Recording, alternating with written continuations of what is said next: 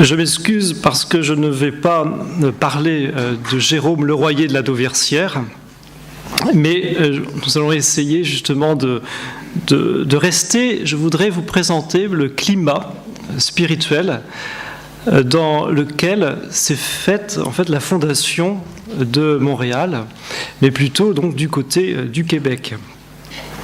Le sujet qui m'était demandé, l'évangélisation de la Nouvelle-France, demandait évidemment à être réduit, si on peut dire, dans son amplitude.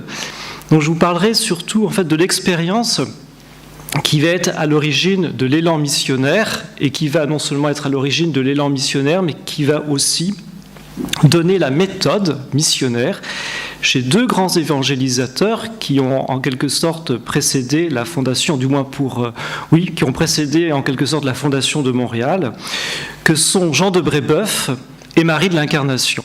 Vous voudrez bien me pardonner de ne pas parler des fondateurs de Montréal, puisque hier, de toute façon, on nous en a parlé de façon, brillamment. Madame Thérèse Nadeau-Lacour nous en a parlé de façon tout à fait extraordinaire, de cette spiritualité, finalement, et de cette expérience de Dieu qui est à l'origine de l'évangélisation en Nouvelle-France. Donc, l'évangélisation de la Nouvelle-France nous est parfaitement connue depuis ses origines, d'ailleurs, notamment grâce aux acteurs mêmes de l'évangélisation, comme Marc Lescarbot, mais aussi le récollet Gabriel Sagard, et puis les relations des jésuites dont nous avons parlé hier. Et plus proche de nous, évidemment, l'historien jésuite Lucien Campeau, mais aussi Denis Delage et Dominique Deslandes. L'évangélisation de la Nouvelle-France fut portée par un immense élan spirituel sans précédent, à tel point que Georges Goyot, dans son livre « Les origines religieuses du Canada », a pu parler d'une épopée mystique. Cette ferveur proprement mystique poussa ces hommes et ces femmes à franchir l'Atlantique et avec une audace inouïe, donner leur vie à des fins uniquement apostoliques et conduire plusieurs d'entre eux jusqu'au martyre. Cette expérience de Dieu, d'où surgit l'appel à la mission, qui va donc retenir ici notre attention, chez Jean de Brébeuf et Marie de l'Incarnation.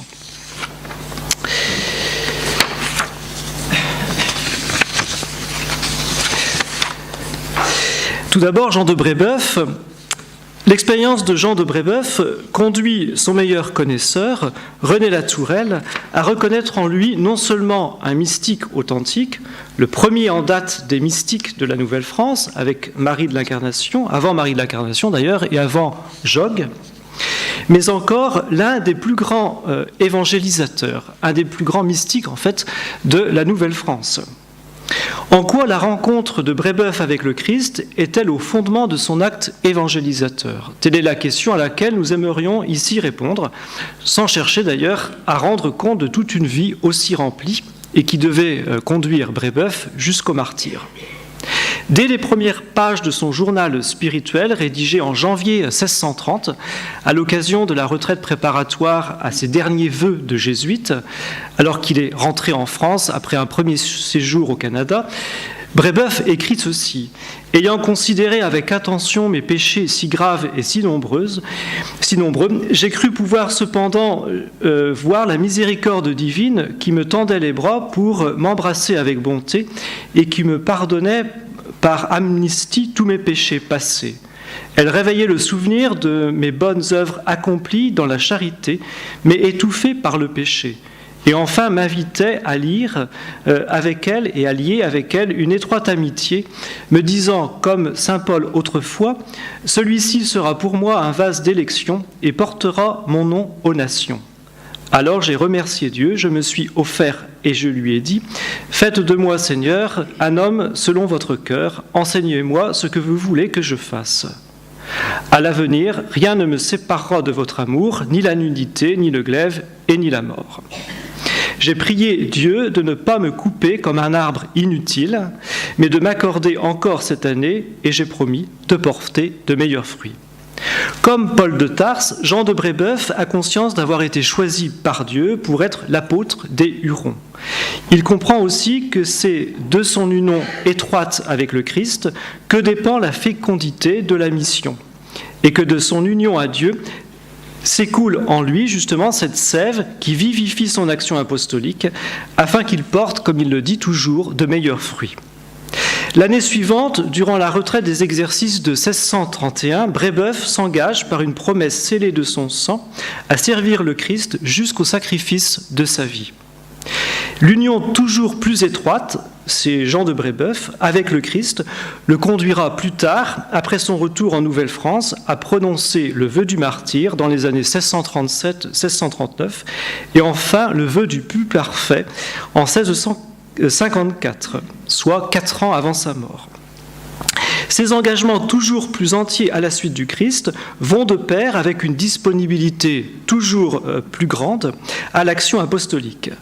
Ainsi, son vœu du plus parfait relève de son souci d'un plus grand discernement de son activité missionnaire.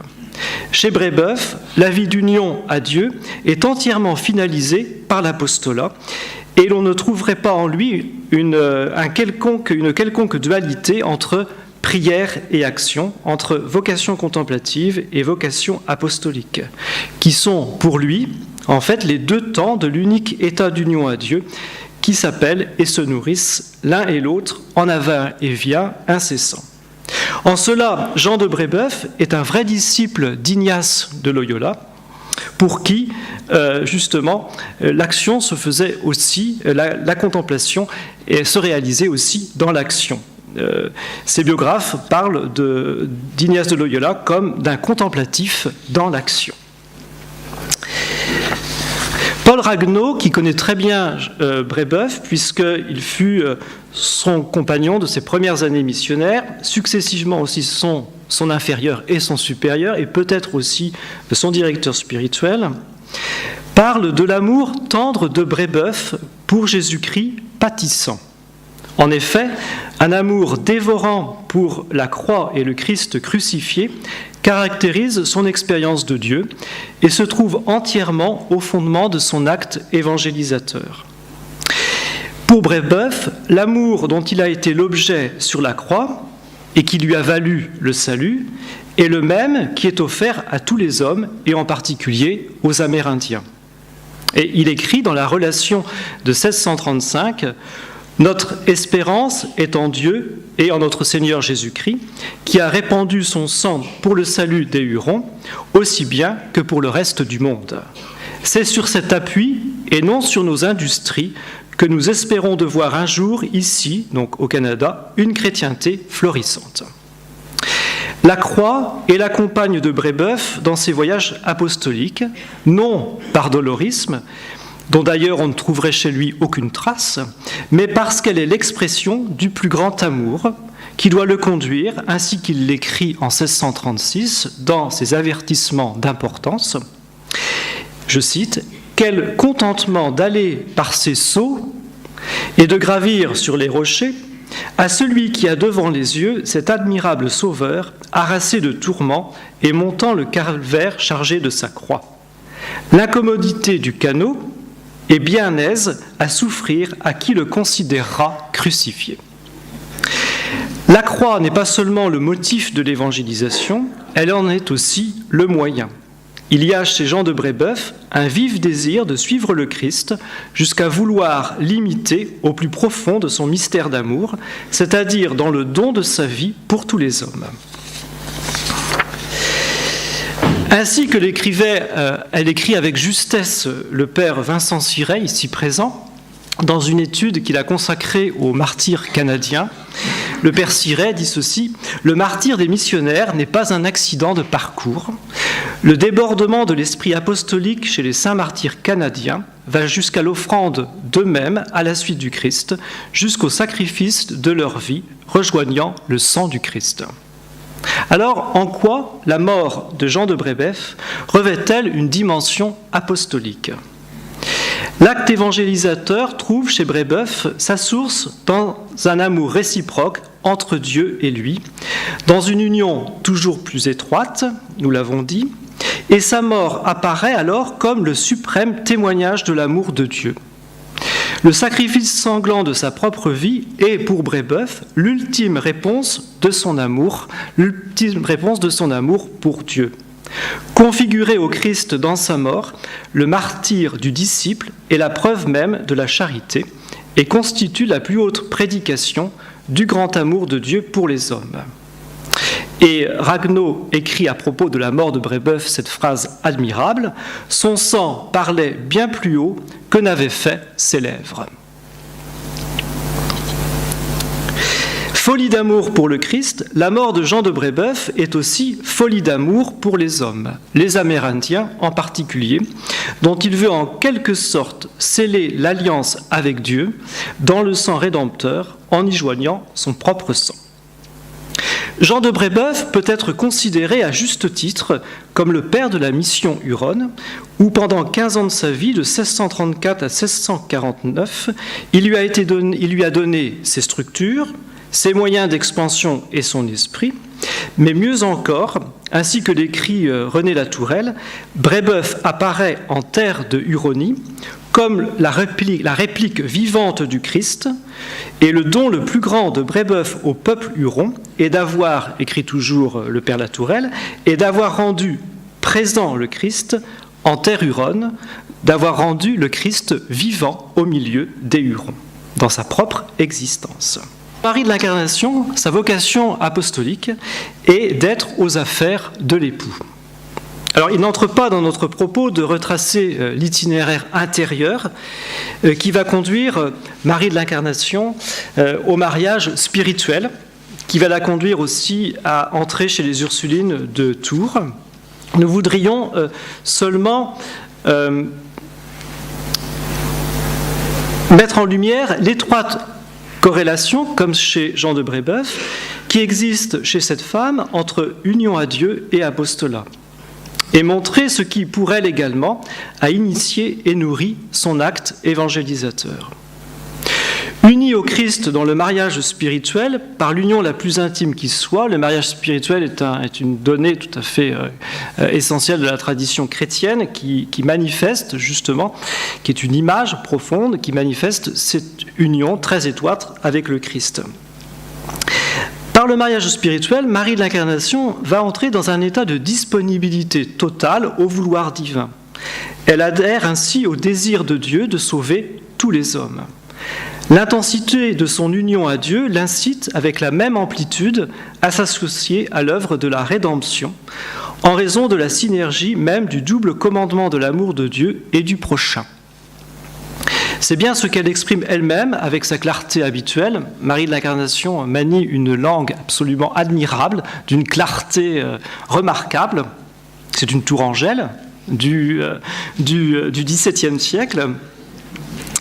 Lorsqu'elle écrit dans sa relation de 1654, lorsqu'elle décrit, dans sa relation de 1654, l'état foncier d'amour, un état foncier d'amour dans lequel l'a établi le mariage spirituel. Je cite : « Se voyant agrandi à cette dignité que le Verbe est son époux et elle son épouse, elle lui dit : vous êtes mon moi, vous êtes mon mien.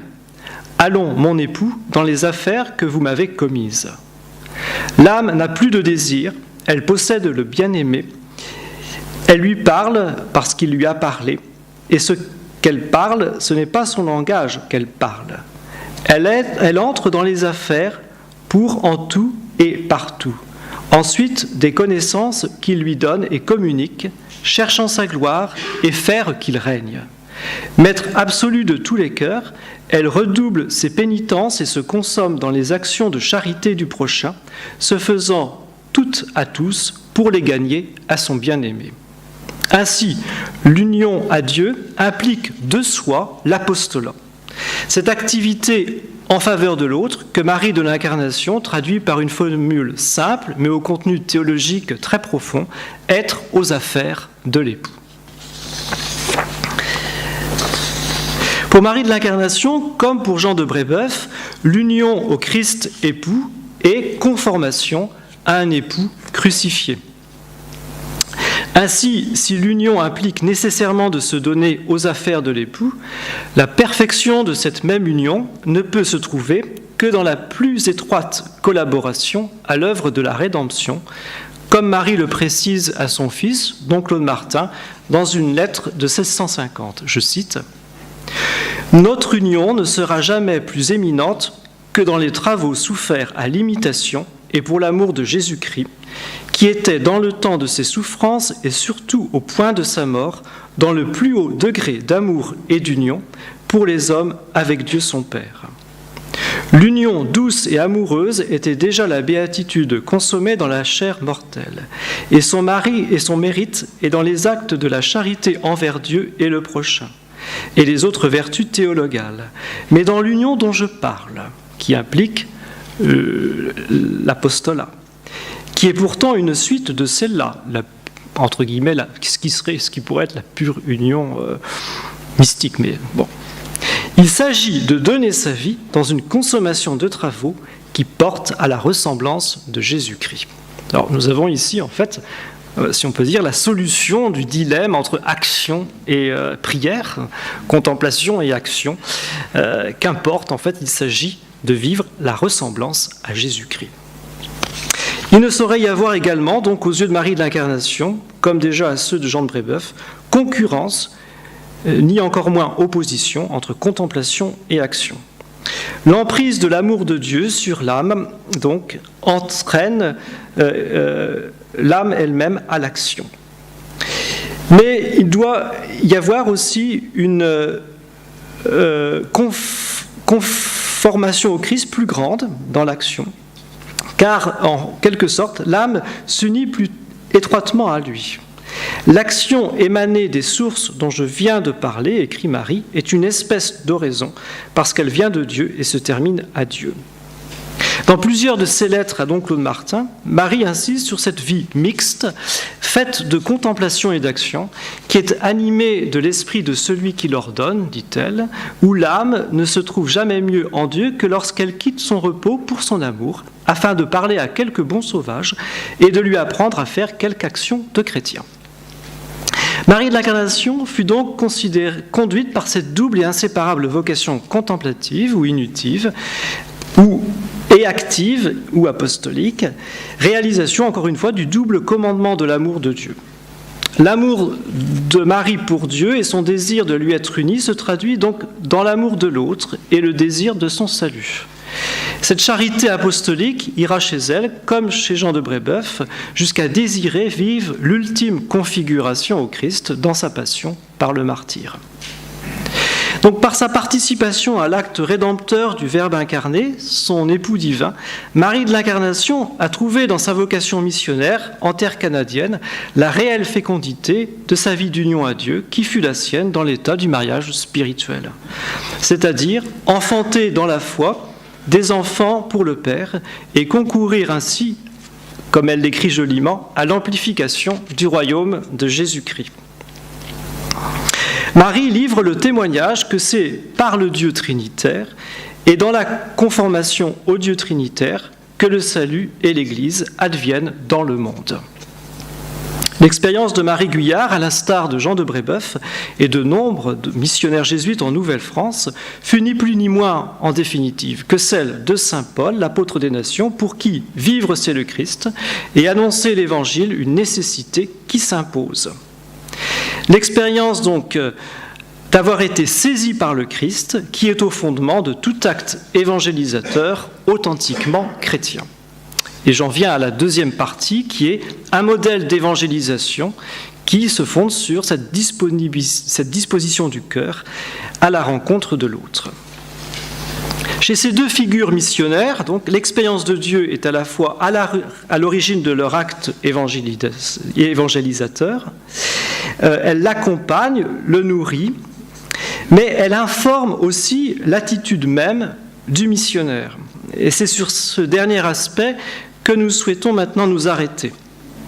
Cette attitude apparaît avant tout comme une disposition du cœur, puisque c'est à la suite en fait, d'une rencontre très intime, rencontre intérieure avec le Christ. Donc une méthode d'évangélisation qui n'a rien à voir avec une stratégie ou une technique définie à l'avance, mais qui résulte de la cohérence interne de la personne, dont l'unique motif d'agir et d'être et d'agir est Jésus-Christ. Alors tout d'abord, Jean de Brébeuf, puis je parlerai de Marie de l'Incarnation. Dans son instruction pour les pères de notre compagnie de Jésus, qui seront envoyés au Huron, Jean de Brébeuf affirme d'emblée: faut aimer de cœur les sauvages, les regarder comme rachetés du sang du Fils de Dieu et comme nos frères, avec lesquels nous devons passer le reste de notre vie.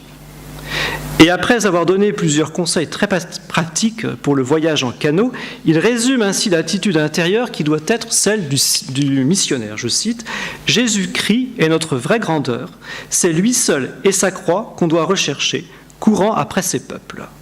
Car si vous prétendez autre chose, vous ne trouverez rien qu'une affliction de corps et d'esprit. Mais ayant trouvé Jésus-Christ en sa croix, vous avez trouvé les roses dans les épines et la douceur dans l'amertume, le tout dans le néant. » Un très grand organisateur de la mission en Huronie, mais l'essentiel à ses yeux est dans cette disposition du cœur modelée par la croix du Christ, d'où le salut est offert à tous les hommes et en particulier aux Amérindiens. Il s'agit bien, en ce pays, d'aider le Christ à porter sa croix, comme il l'écrit au Père le Jeune en 1637. Et au cours de la retraite des exercices de 1640, Brébeuf fait l'expérience intérieure que le Christ se décharge en quelque sorte sur lui de sa croix, ainsi qu'il le relate dans le journal spirituel. Citation: « À l'heure de la méditation, je crus voir notre Seigneur Jésus-Christ fixé à la croix, qui venait à moi pour se décharger de ce fardeau et le déposer sur mes épaules. Volontiers, j'offrais mes épaules. » La croix est le moyen du salut, elle le sera aussi de l'évangélisation. Seule l'imitation du Christ crucifié permettra aux missionnaires de venir à bout des obstacles quasi insurmontables de la mission en Nouvelle-France, une des pires qui fut. Aussi, pour aller à la rencontre des Amérindiens, il n'est d'autre attitude que celle qui consistera à revêtir les sentiments de Jésus-Christ pâtissant. La douceur, la patience, l'abnégation, l'humilité vraie, toutes qualités que ses contemporains ont admirées effectivement chez Brébeuf. Ainsi, l'acte évangélisateur s'ajuste à la réalité des lieux et des hommes. René Latourelle parle à propos de Jean de Brébeuf d'une sorte d'empirisme surnaturel.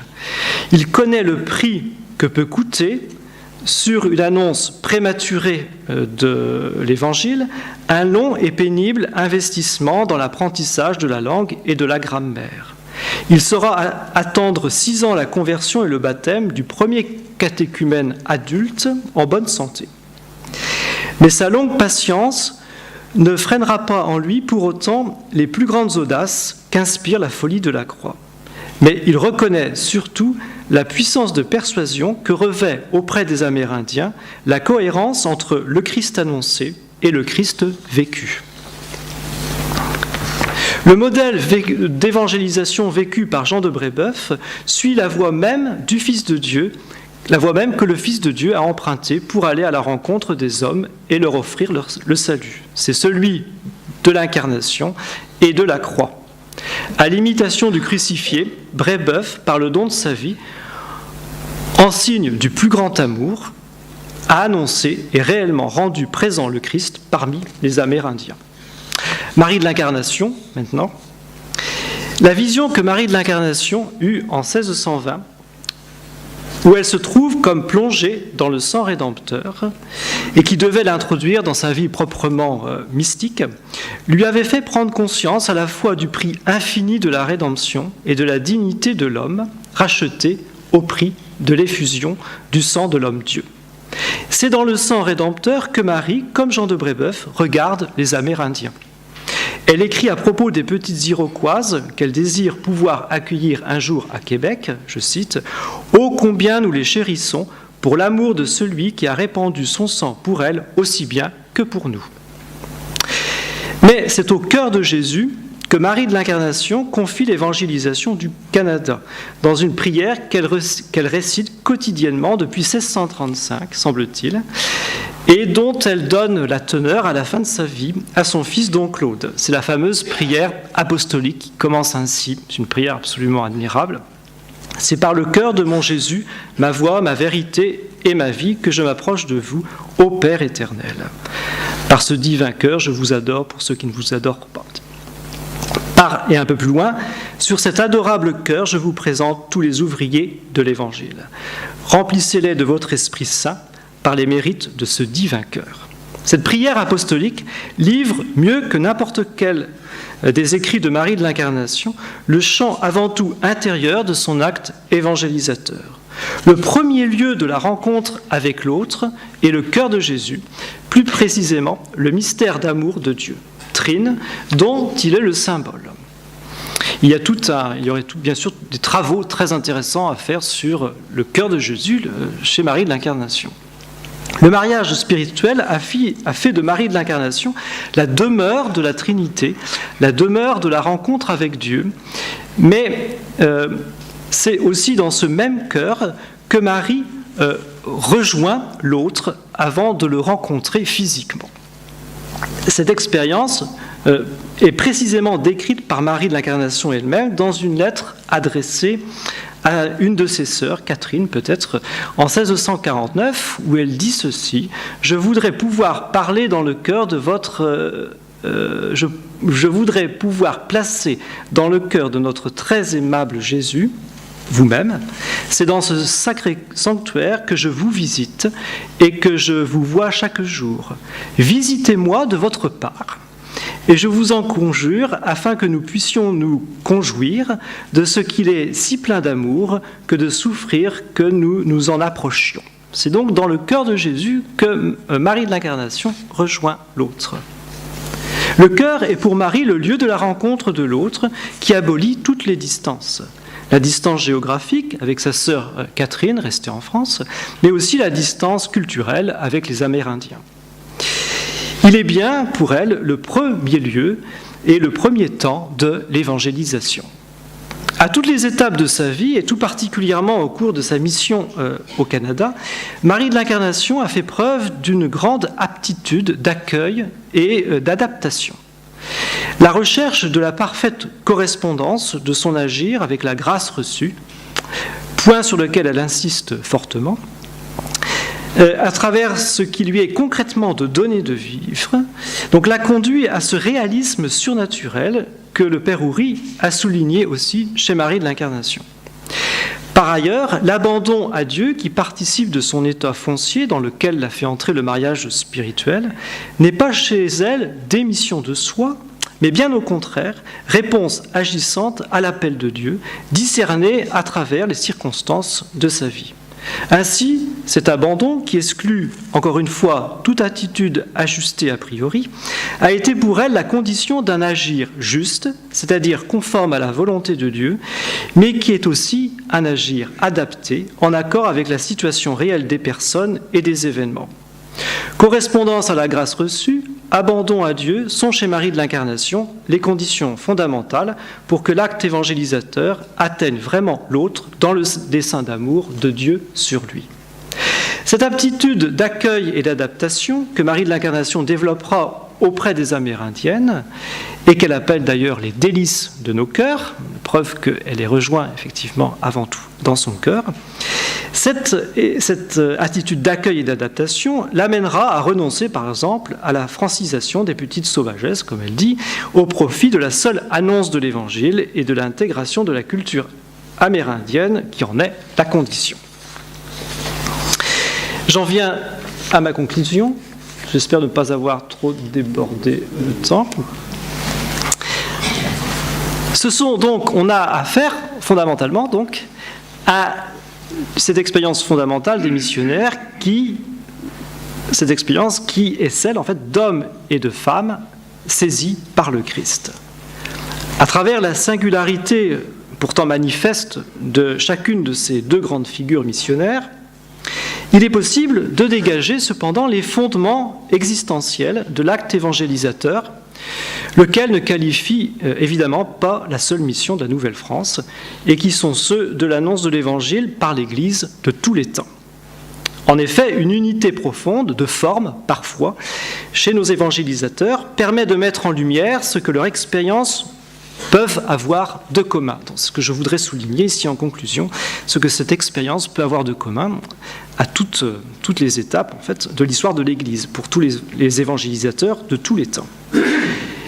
La référence est toujours celle, bien sûr, de saint Paul, le premier. À la suite de saint Paul, Jean de Brébeuf et Marie Guyard de l'Incarnation ont réellement été saisis par le Christ, dans une alliance d'amour qui les conduira à une union toujours plus étroite avec lui. Aussi, l'annonce de l'Évangile est-elle, comme pour l'apôtre des nations, une nécessité qui s'impose en eux, en raison de la vie même du Christ qui les habite, avec la même intensité dans l'amour et dans l'action. En effet, l'entrée dans une voie proprement mystique coïncide pour chacun d'eux avec la découverte de la vocation apostolique. Le désir ardent de l'union à Dieu est à la fois au départ et à l'arrivée de l'élan évangélisateur. Et comme l'explique admirablement Marie de l'Incarnation à son fils, qui manifestement a du mal à comprendre, c'est un bon bénédictin, qui a du mal à comprendre qu'on puisse allier action et contemplation. Marie de l'Incarnation dit ceci: il s'agit de donner sa vie dans une consommation de travaux qui portent à la ressemblance de Jésus-Christ. Cette relation d'amour avec le Dieu d'amour, par son intensité, le dynamisme de l'union toujours perfectible, et aussi dans son extension, l'universalité de la charité offerte à tous les hommes, initie, accompagne et spécifie l'acte évangélisateur. C'est par toute son existence que l'évangélisateur annonce le Christ dans la cohérence d'une vie en tout conforme à celle du Christ. Le mode d'évangélisation qu'il met en œuvre relève également du même accord entre le Christ annoncé et le Christ vécu. Celui qui a donné sa vie afin que tous les hommes l'aient en plénitude est à la fois le principe, le contenu et le modèle de l'évangélisation. Cette cohérence interne à l'annonce de l'Évangile rend le missionnaire aussi participant à l'acte rédempteur du Christ dans une évangélisation où la croix occupe la place centrale. Marie de l'Incarnation parlera du Canada comme d'un pays de croix. Terrible. Ainsi, l'évangélisateur peut-il, de cette seule manière, on l'a vu avec Brébeuf, traverser les difficultés souvent insurmontables et parvenir jusqu'à la perfection de la charité apostolique. En effet, la conformation au mystère pascal pourra aller, comme chez Jean de Brébeuf, jusqu'à l'entière configuration au Christ crucifié dans le martyre, où s'accomplit l'ultime témoignage de la victoire de celui qu'il proclame, la victoire du plus grand amour, où dans ses noces de sang se scelle l'alliance de Dieu avec les hommes. Par ailleurs, le modèle d'évangélisation est marqué aussi d'une sorte d'empirisme ou de réalisme surnaturel, selon les mots du Père Latourelle ou du Père Houry, qui prend en compte les moyens de la mission, bien sûr, la connaissance du langage de l'autre essentiellement, et se refuse en même temps à toute attitude et action déterminée à l'avance et qui ne résulterait pas de la docilité à l'Esprit Saint, car c'est lui, l'esprit apostolique, c'est ainsi que Marie l'Incarnation qualifie l'expérience, l'action de l'Esprit Saint dans les évangélisateurs, qui en définitive est le grand acteur de l'évangélisation. L'autre, l'amérindien, est d'abord rejoint dans le cœur des ouvriers de l'Évangile, dans l'intimité de leur amour de Dieu. Ainsi, l'évangélisateur, en approchant de l'autre, est-il en mesure de reconnaître en lui les traits du Dieu trine, dont l'amour a fixé en lui et en l'autre, c'est-à-dire dans l'évangélisateur et dans l'autre, l'amérindien, la vivante image et ressemblance. Plusieurs auteurs ont parlé pour qualifier l'expérience de Dieu, de Jean de Brébeuf, de mystique apostolique, et pour Marie de l'Incarnation, de mystique nuptiale. Mais nos deux figures missionnaires font en réalité voler en éclats cette distinction trop rigide des typologies de la vie spirituelle, qui fait oublier l'unité foncière de la vie chrétienne. Et Madame Thérèse Nadeau-Lacour préfère, elle, le terme tout à fait juste de nuptialité apostolique, pour rendre compte du caractère nuptial de la vie apostolique chez Jean de Brébeuf et Marie de l'Incarnation, mais qui, dans une vocation authentiquement chrétienne, emprunte aussi, bien sûr, la voie de la conformation, configuration au Christ dans son mystère Pascal. Alors, j'aurais voulu évoquer le père Louis Lallemand, qui est en fait, dont on a parlé hier, qui est certainement le grand initiateur aussi, le grand maître spirituel des jésuites au Canada, et qui trouve aussi l'écho de son enseignement se trouve aussi chez un jésuite du Canada aussi, le père Pierre Chastelin, qui est le premier auteur spirituel et qui a retracé justement son enseignement justement condense, si on peut dire, ce climat spirituel de la Nouvelle-France au moment de la fondation de Montréal. Je vous remercie.